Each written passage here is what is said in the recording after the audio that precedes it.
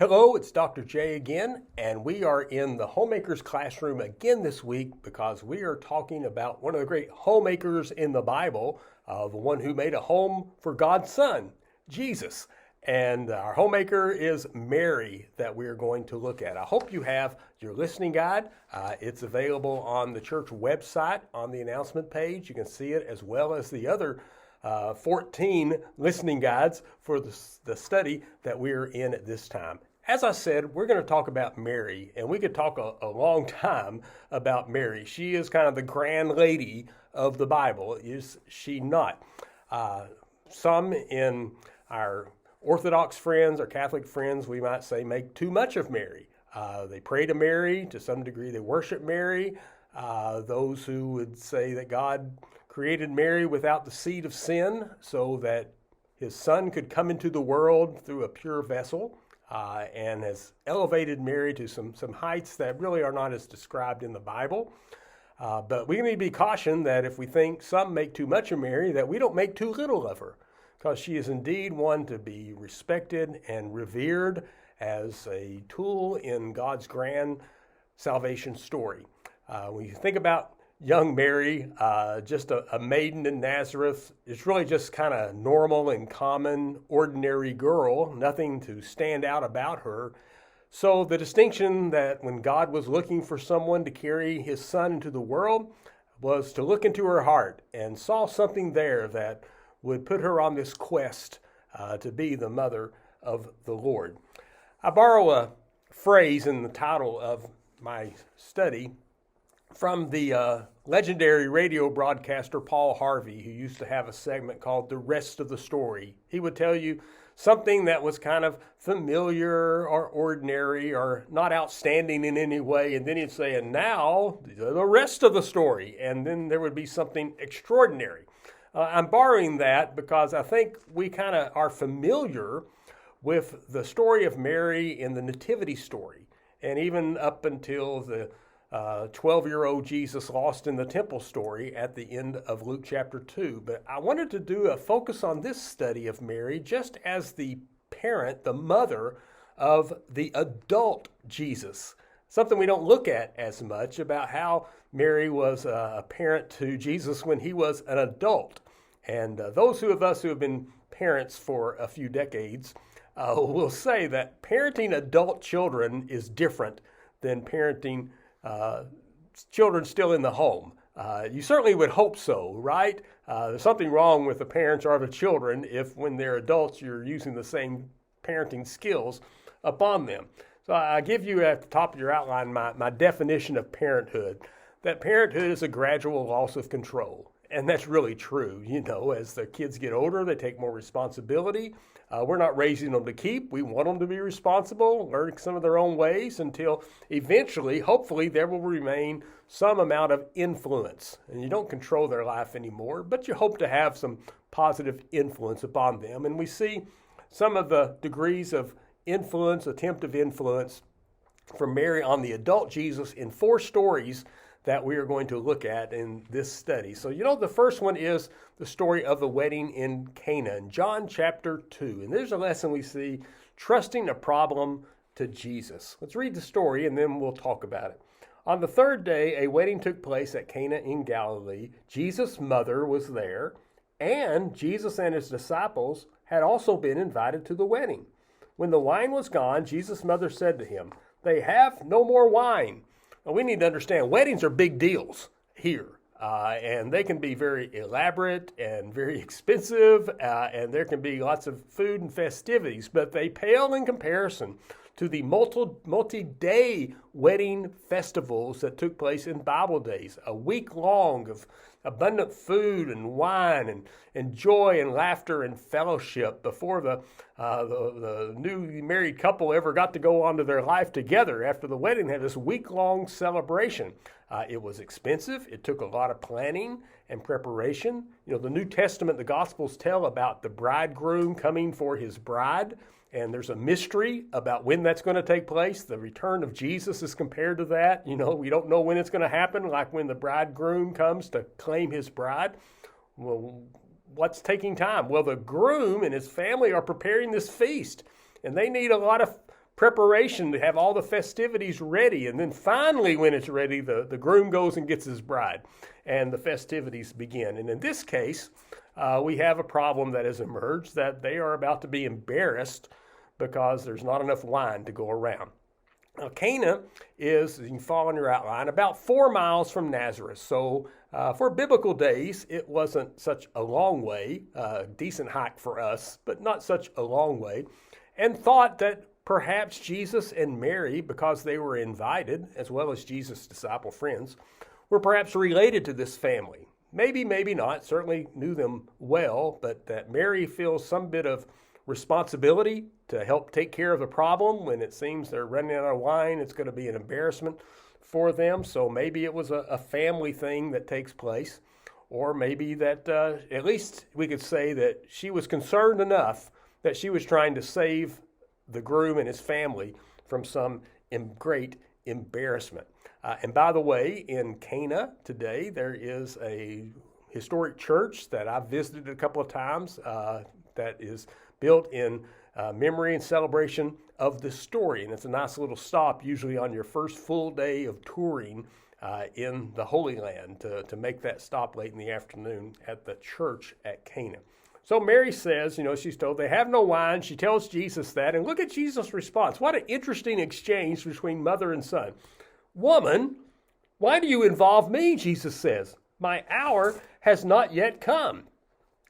That's kind of gruff, wouldn't you think? If I called my mother, woman, don't rush me. My time's not here. My mom probably wouldn't appreciate that. But Mary simply says, she said to the servants, do whatever he tells you. She doesn't even say anything back to Jesus, just says, do whatever he says, he'll take care of it. So we might ask the question, is this a rebuke? Is this something that is insulting to Mary?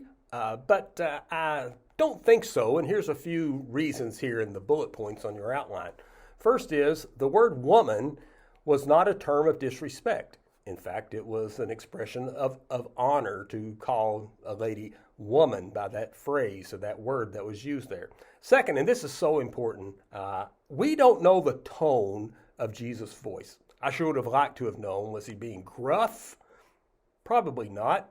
Maybe he said it with a smile on his face. Maybe it's like something that he and Mary understood. Was there a wink and a nod going on, that there was some jest taking place, like I'm going to say this, but I really mean something else, like we can do at times. Also, Mary doesn't resist the comments. She doesn't seem to be insulted by it and doesn't react to it, just turns to the servants and says, do whatever he says to do. She assumes he's going to take care of things. In our Early Risers Bible study a couple of days ago on this study, somebody said, well, I think Mary just quoted the 5th commandment. Honor your father and mother, and that kind of settled it right there. That didn't make it in the Bible if that took place, but it was an interesting thought. So maybe it was the persuasive power of a strong Jewish woman or simple faith in what Jesus could do, but Jesus is saying on your outline, he had a time for his first miracle, and this was not it. And yet, if that was the case, the timeline changes.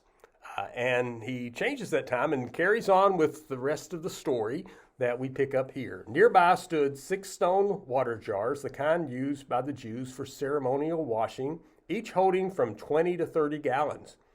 Jesus said to the servants, fill the jars with water. So they filled them to the brim. Then he told them, now draw some out and take it to the master of the banquet. They did so, and the master of the banquet tasted the water that had been turned into wine. He did not realize where it had come from, though the servants who had drawn the water knew. Then he called the bridegroom aside and said, everyone brings out the choice wine first, and then the cheaper wine after the guests have had too much to drink. But you have saved the best till now. What Jesus did here in Cana of Galilee was the first of the signs through which he revealed his glory, and his disciples believed in him. And as I shared this past Sunday in our church, the purpose of John's gospel was so that people would believe that Jesus was the Son of God and Messiah. And here we have, he's telling this story in such a way that people are starting to believe, the disciples are believing in him.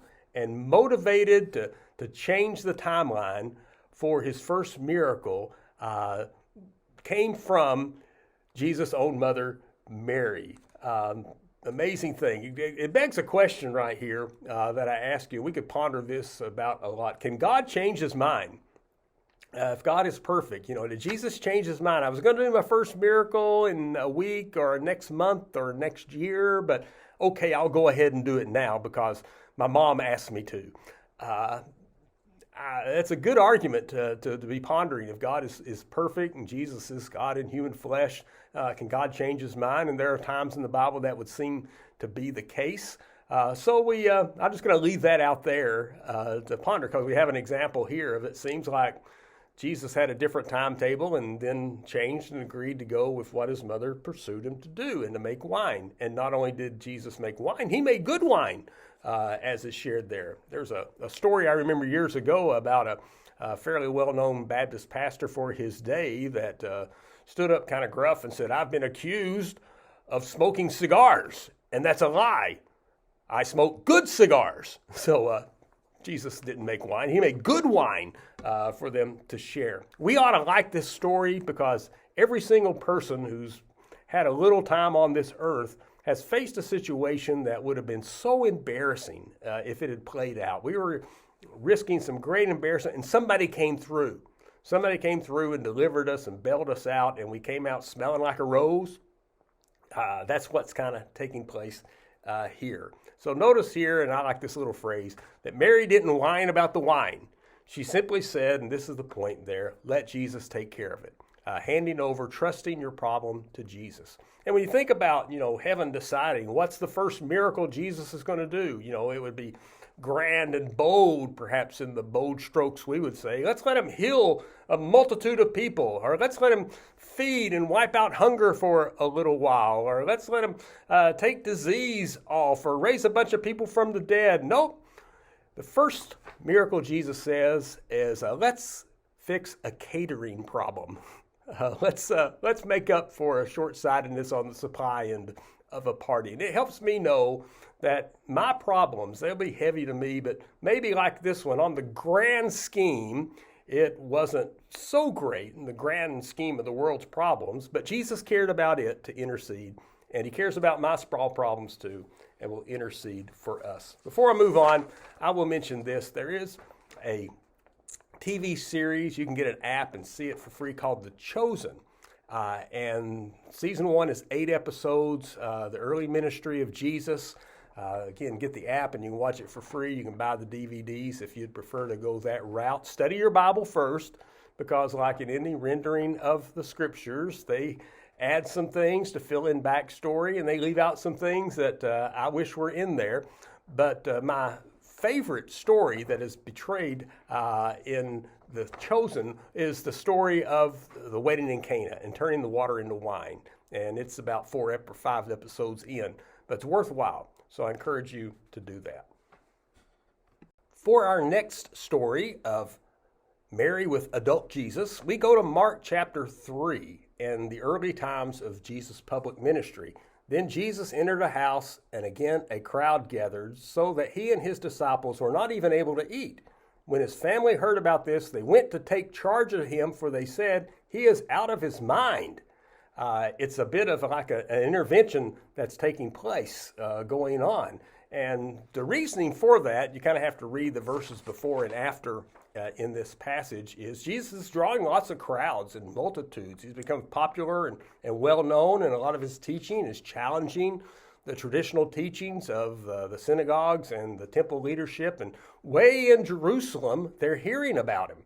And it is said in some verses there right after this that the teachers of the law in Jerusalem were saying things like he's possessed by the devil, he has an impure spirit, Jesus' ministry is ruffling their feathers, and it's not too far-fetched to think that they would scheme to silence him, hush him, might even raise the awareness of the Romans who were there. So family is concerned, and they intervene there. So you pick up at verse 31.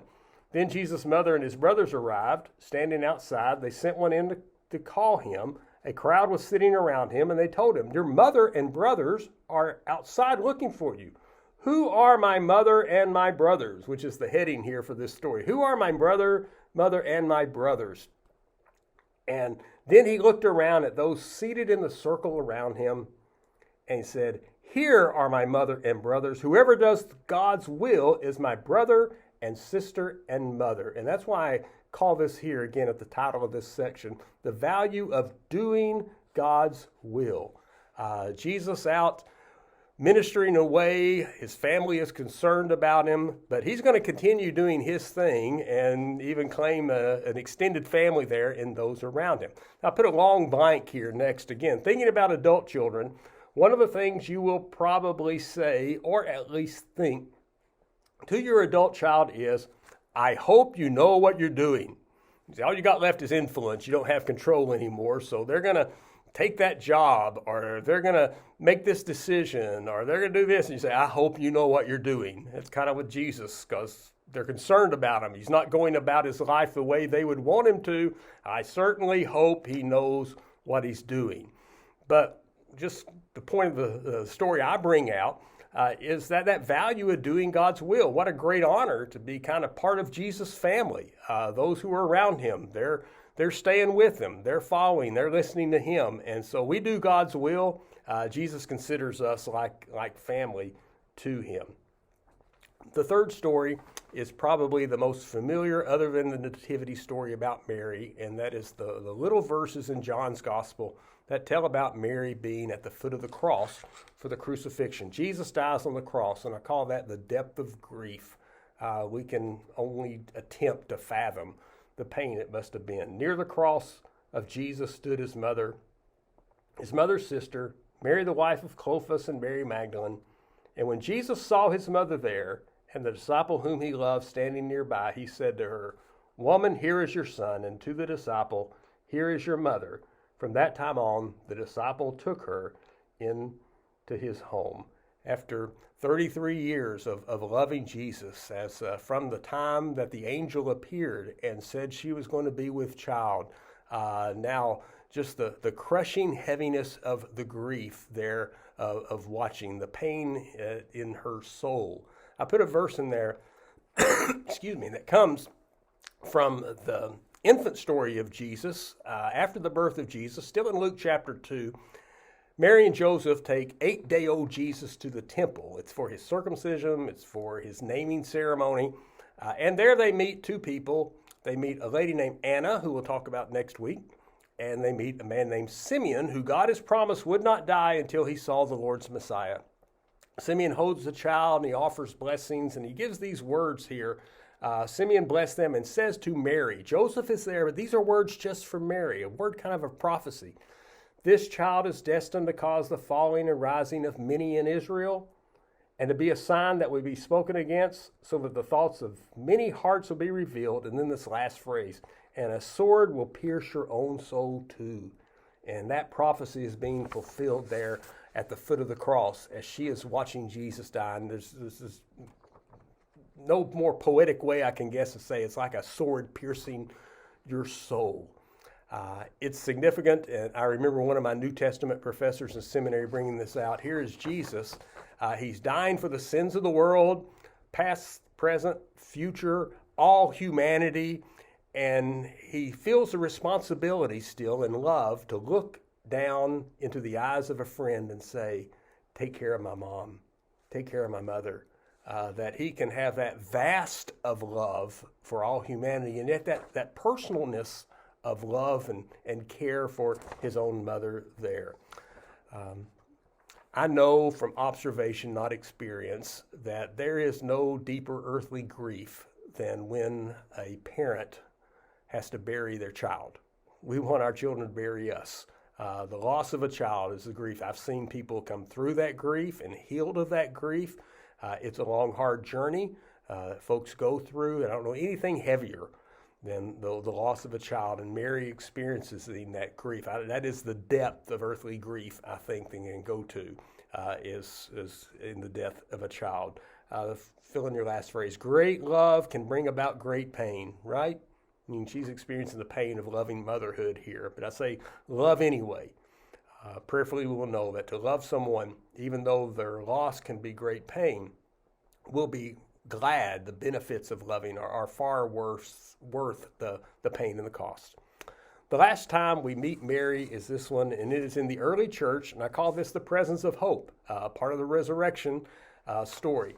Acts chapter 1 begins with the story of the ascension of Jesus with his disciples and his followers ascending into the heavens.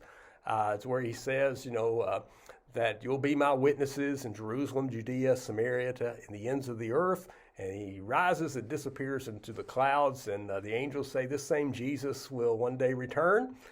We pick up in verse 13. It says, when they, the followers of Jesus, arrived, they went upstairs to the room where they were staying. Those present were, kind of like we're calling roll here, Peter, John, James, Andrew, Philip, Thomas, Bartholomew, Matthew, James, son of Alphaeus, Simon the Zealot, Judas, son of James. They all joined together constantly in prayer, along with the women and Mary, the mother of Jesus, and his brothers.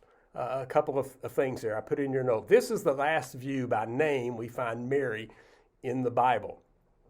So that's the last time we know specifically that she is mentioned. And also I'm kind of glad the brothers are mentioned there too. Somewhere in time they have come to the point of believing and accepting who Jesus is, when before they had some points of skepticism that took place there. There is no story specifically that says Mary, the mother of Jesus, saw the resurrected Jesus. But I think it's implied pretty strongly. There was just this story of the people came from the ascension to the upper room, roll call, there's Mary there. Surely she was there for the ascension. Paul mentions a time, and I put a verse there on your outline, that when Jesus appeared to more than 500 brothers and sisters, that's a lot of people. It's a decent possibility that Mary was there. If she was there with the disciples, I don't think it's hard to believe that she was there in Acts chapter 2 when the Holy Spirit comes down the day of Pentecost and was a part of that day also. And of course, if John, the beloved disciple, was caring for her, everywhere you'd see John as we read through the book of Acts a little bit. Mary couldn't be far, so she's kind of on the fringe of the picture, but she would certainly be there too. As I do a little survey here about the overall story of Mary in the Bible, I say that Mary's journey was one of extremes. She knew motherhood in all of its extremes. There's the fear, uncertainty. The angel comes, says you're going to have a child conceived of the Holy Spirit. It's going to be God's son, the promised Messiah. That's a frightening thing. The angel says, do not be afraid. We have trust. Do whatever he says. Whatever he says, do it. At the wedding in Cana, right? Confusion. Let's go bring him home. He's endangering himself. Let's go bring him home. He's not quite right. Let's check on him. The grief at the cross, the hope of the resurrection. It was like every mother's journey, except perhaps more. But I make this as my closing observation. Every time we see Mary, every time we see her with adult Jesus, she is always in the position of love, always in the position of motherly love. And so should it be. Thank you for following with us. We look forward to our next study.